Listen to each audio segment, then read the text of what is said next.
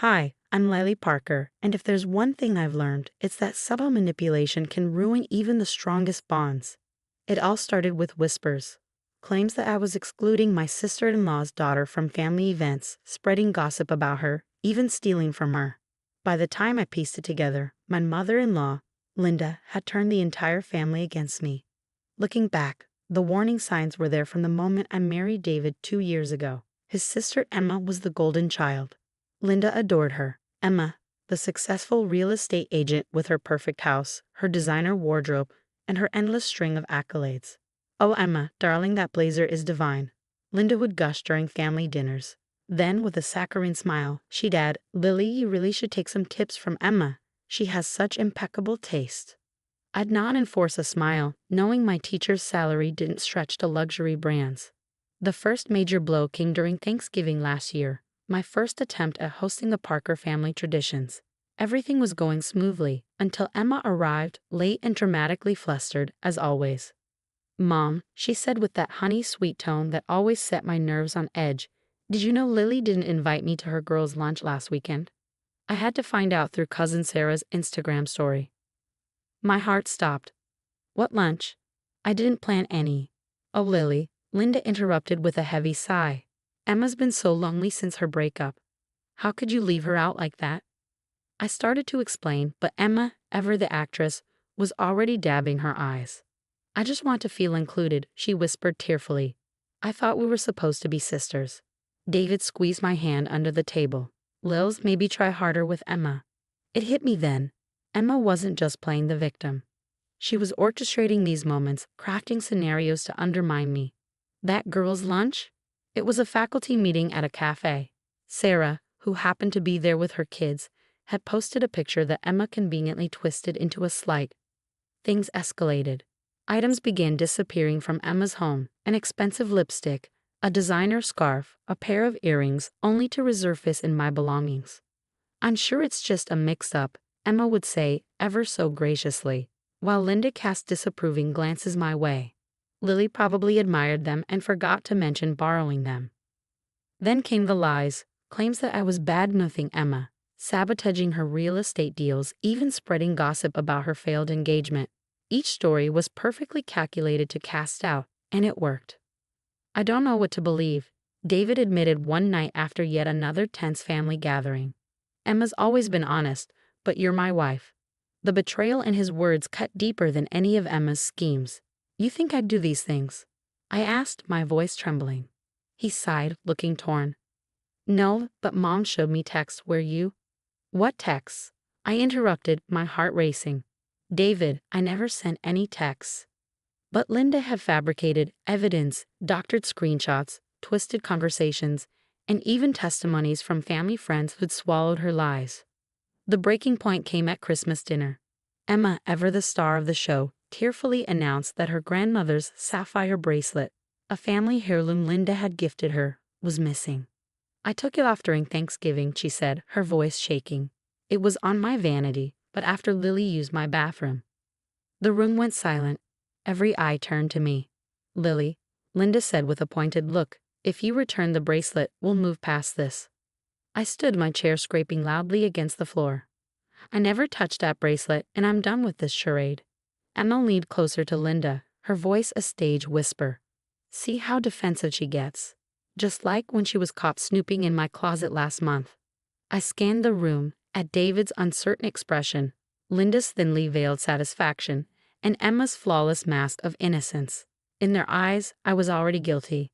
But they underestimated me. For months, I'd been documenting everything: the lies, the missing items, the manipulations.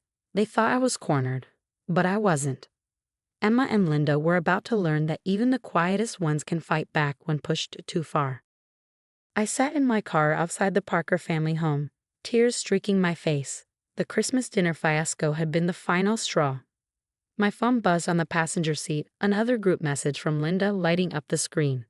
"I hate to share this, but we need to discuss Lily's concerning behavior. First the stealing, and now this." Attached was a photo of Emma's bathroom vanity. Drawers yanked open, contents scattered. My stomach twisted. I hadn't stepped foot in Emma's house in weeks. My hands gripped the steering wheel, trembling with anger. But instead of breaking down again, I made a decision. I wasn't going to let them destroy me. That night, I called my best friend Kate, who worked in digital forensics. "Those text screenshots Linda's been parading around," Kate said after a thorough review. "They're fake. The timestamp format doesn't match real iPhone messages. It's from a text generator app." With that revelation, I started building my case. I documented everything, every accusation, every conveniently missing item, every staged scenario. I even installed security cameras in my home after Emma somehow found her missing designer sunglasses in our guest room, despite neither David nor I being home at the time. Then came the turning point. During a family brunch, I left my phone recording on the table while I helped in the kitchen. Later, I reviewed the footage and there it was, Emma slipping something into my purse. That something turned out to be her mother's expensive perfume, an item she later claimed was stolen. "I really don't want to accuse Lily," Emma had said at the table, her voice quivering with Fox's concern, "but maybe she just can't help herself." This time, I was ready. "Actually," I said, interrupting her performance, "I have something you all need to see." I pulled out my phone and played the video. The room fell silent as Emma's face turned ghostly pale. Linda jumped to her defense almost immediately. "She was probably just returning it after finding it in your bag," Linda said, her voice sharp. "Really?" I replied calmly. "Then I'm sure you won't mind if I show the footage from last week, when Emma claimed I stole her bracelet." I brought up another recording, this one from our home security camera. It showed Emma sneaking into our house using the spare key David had given her for emergencies. She'd planted the bracelet behind our dresser herself, preparing for yet another dramatic accusation. Linda gasped, clutching her pearls. "You've been recording us? How dare you spy on family?" "Family doesn't set each other up," I shot back. "And if you're upset about that, you're really not going to like what's next." I pulled out a folder thick with evidence. "Here are the real text logs," I said, showing Emma coordinating with you, Linda, to fabricate those fake screenshots. "Here's a timeline of every incident you blamed on me, complete with proof I wasn't even there. And here's a credit report showing the card Emma opened in my name." "Yes, I know about that too." David, who had been silent until now, finally spoke. "Mom?" "Emma," his voice cracked. "What is this?" Emma's usual tears began to flow, but for once, they weren't having their intended effect. "I don't understand," David said, turning to her. "Why would you do this?" "Because she's jealous," I said, my voice steady. "Aren't you, Emma? Ever since your engagement fell apart, you've been miserable watching your brother in a happy marriage. And Linda, you've never thought anyone was good enough for your son, have you?" Linda's face darkened. "Everything I've done has been to protect this family." "No," David said, standing, his voice firm. "Everything you've done has been to control this family. And I let you hurt my wife." The room was silent except for Emma's genuine sobs. My hands stopped trembling as I stood, gathering my folder. "I'm filing for a restraining order," I said calmly, "against both of you. And I've already reported the fraudulent credit card, Emma." "You can't do this," Linda sputtered. "We're family." I looked at her, unflinching. Family doesn't destroy each other. And this? The weeks after my revelation were pure chaos. Linda went into overdrive, launching a campaign to paint me as the villain. She claimed I had manufactured evidence to tear apart her perfect family. But her words no longer held the power they once did.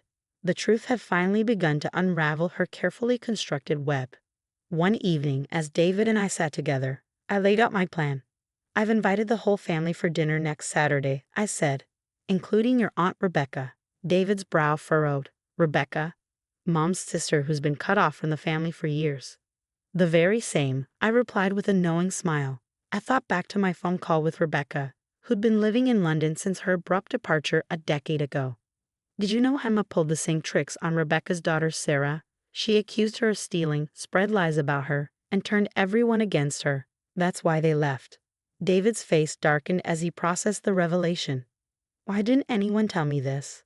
"Because Linda and Emma made sure you wouldn't hear it." The dinner party was set for 6 p.m. The family arrived in waves, filling the house with awkward chatter. Linda and Emma were the last to walk in, their air of wounded dignity firmly in place. But their confident strides faltered when they saw Rebecca seated at the table. Linda froze, her voice a sharp hiss. What is she doing here? Telling the truth, Rebecca said evenly. Finally. As the meal unfolded, Rebecca shared her story. 10 years earlier, Emma had systematically destroyed her daughter Sarah's reputation, accusing her of theft and other betrayals.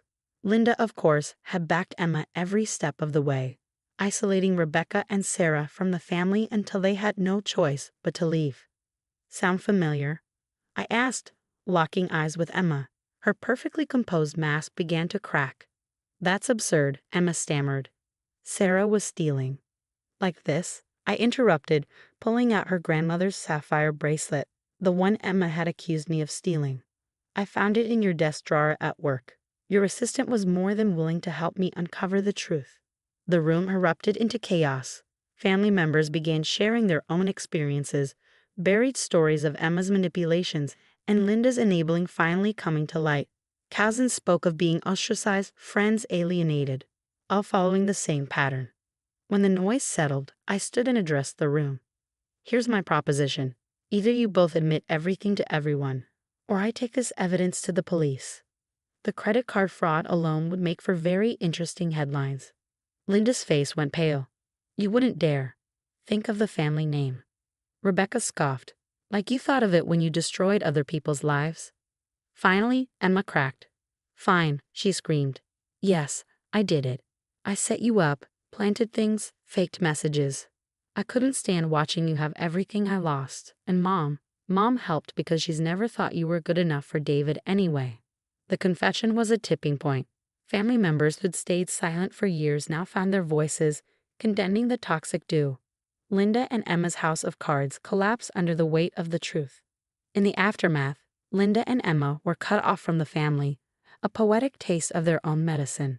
David and I moved to a new home across town, determined to build a fresh start grounded in boundaries and honesty. Rebecca and Sarah returned from London, reconnecting with family members who now understood the truth. A week ago, I received a letter from Emma. An apology, perhaps? I haven't opened it yet. Some wounds take time to heal, and I'm learning that forgiveness doesn't always mean reconciliation. Recently, David asked me if I regretted marrying into his complicated family.